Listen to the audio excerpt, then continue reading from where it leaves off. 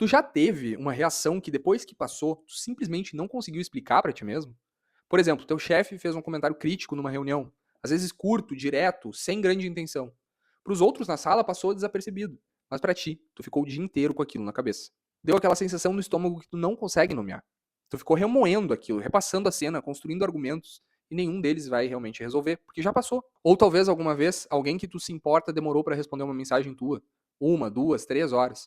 Racionalmente, tu sabe que as pessoas têm uma vida diferente da tua. Mas alguma coisa em ti estava construindo uma narrativa de que a pessoa não gostava mais de ti. O ponto aqui não é a intensidade das tuas reações. O ponto é que parece automático. É como se tu não tivesse tempo para reagir e simplesmente faz automaticamente.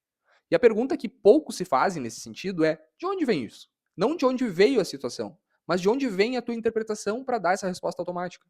De onde vem o peso que tu colocou naquilo?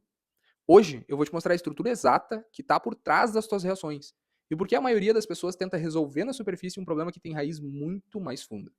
A psicologia cognitiva mapeia o pensamento humano em 3 camadas. A primeira é a mais próxima da superfície, são os pensamentos automáticos. Aquelas frases que aparecem na tua cabeça em resposta a uma situação. Rápido, involuntário, quase sempre no formato de uma sentença curta ou uma imagem. Eu fui idiota, ela não me respeita, não vou dar conta. Essas são os pensamentos automáticos. Eles não são o resultado de um raciocínio deliberado da tua mente. Eles aparecem antes de tu ter tempo de pensar. E a característica mais importante deles é que na hora eles parecem absolutamente verdadeiros. Não são hipóteses, são fatos naquele momento. E essa sensação de verdade imediata é o que torna eles tão poderosos. Tu não para questionar se aquele pensamento fez sentido. Tu reage a ele como se fosse uma informação que o teu cérebro trouxe confiando na tua realidade. E é exatamente aí que começa o problema. Porque o pensamento automático não é gerado num vácuo. Ele é produto de algo mais profundo, algo que a maior parte das pessoas nunca chega a examinar. Para baixo dos pensamentos automáticos tem uma segunda camada, as crenças intermediárias. Essas são as regras silenciosas que tu aprendeu ao longo da tua vida sobre como as coisas funcionam. Elas aparecem no formato de condições, exigências e muitas vezes expectativas também.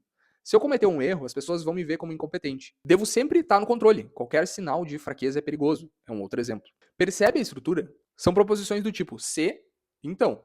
Ou imperativos do tipo eu devo sempre, nunca posso, preciso que. E elas foram aprendidas, construídas ao longo de anos de experiência.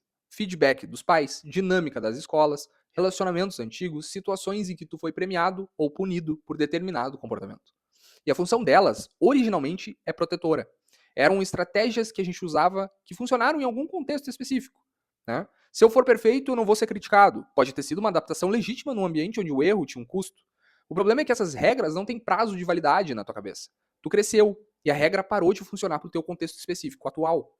A crença continuou operando num plano de fundo de uma pessoa que já não tem mais aquela vivência, que mudou o contexto.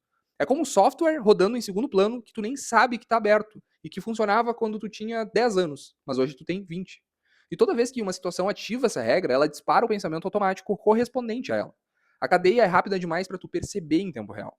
E embaixo, ainda mais embaixo das crenças intermediárias, tem uma terceira camada. E essa é a mais difícil de acessar e a mais determinante de todas. É a base. São as crenças centrais. Não são regras sobre como as coisas funcionam, são afirmações sobre quem tu é, por exemplo, sou incompetente, sou fraco, não sou o suficiente. E são afirmações sobre o mundo. E no final de tudo, elas são absolutas. Elas não têm condição. A crença intermediária diz: se eu errar, eu vou ser visto como incompetente. A crença central diz diretamente: eu sou incompetente. E elas geralmente se formam cedo na tua vida, na tua infância e na tua adolescência, provavelmente. Ou alguns períodos de alta vulnerabilidade emocional, com experiências negativas. E é aqui que está a parte contraintuitiva do vídeo. A crença central raramente aparece como um pensamento consciente. Tu não acorda pensando: hoje eu acho que eu sou um fracasso. Ela opera numa camada inconsciente do teu cérebro.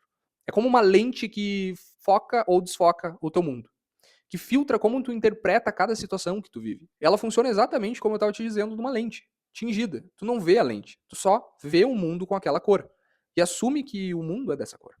A crença central é exatamente essa lente. Agora tu entende por que tanta gente tenta mudar e não consegue. A maioria das intervenções, sejam autoajuda, coach, abordagens terapêuticas, enfim, tudo, às vezes trabalha somente no superficial, no nível dos pensamentos automáticos, não consegue chegar nessa crença central. Pensar positivo, substituir o pensamento negativo por um positivo, funciona até certo ponto. Se a crença central e a crença intermediária não forem em toda má. Se a pessoa já tiver conseguido lidar com as coisas e melhorar as crenças centrais e intermediárias da vida dela. No fim, não é inútil tentar mudar os pensamentos automáticos, mas é insuficiente quando a raiz ainda não foi tocada. É como tentar cortar os galhos de uma planta e esperar que ela nunca mais cresça. Os galhos até vão sumir, mas a raiz continua intacta. E em algumas semanas os galhos vão voltar. Se a crença central diz eu não sou suficiente, nenhuma repetição consciente de eu sou capaz vai fazer muito efeito, enquanto essa estrutura profunda continuar operando na tua cabeça. Porque a crença central tem mais peso emocional do que qualquer afirmação que tu colocar sobre ela. E o ciclo continua. A situação gera um pensamento automático, que gera emoção, que gera um comportamento, que gera uma situação nova, que confirma a crença. Isso é o que a psicologia chama de viés de confirmação cognitivo. A crença central organiza a tua percepção de forma que confirme exatamente o que tu quer pensar, ou o que ela quer que tu pense. Tu não precisa mudar os teus pensamentos, tu precisa entender de onde que eles estão vindo. E tem uma técnica simples usada na terapia cognitiva para traçar essa cadeia de cima para baixo.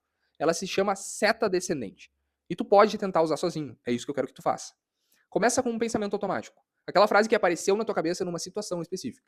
Aí tu faz uma pergunta. Se isso aqui fosse verdade, o que isso significaria sobre mim? E aí tu anota a resposta. E repete a pergunta para essa nova resposta. E repete de novo, e de novo.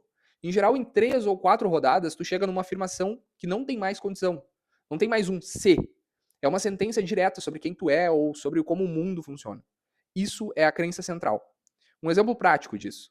Situação. Tu mandou uma ideia numa reunião e ninguém reagiu. O pensamento automático. A minha ideia foi ruim.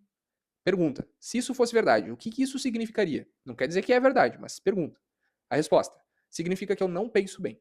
Pergunta se isso fosse verdade. O que isso significaria? Resposta. Significa que eu não sou competente. Pergunta. E se isso fosse verdade? Resposta.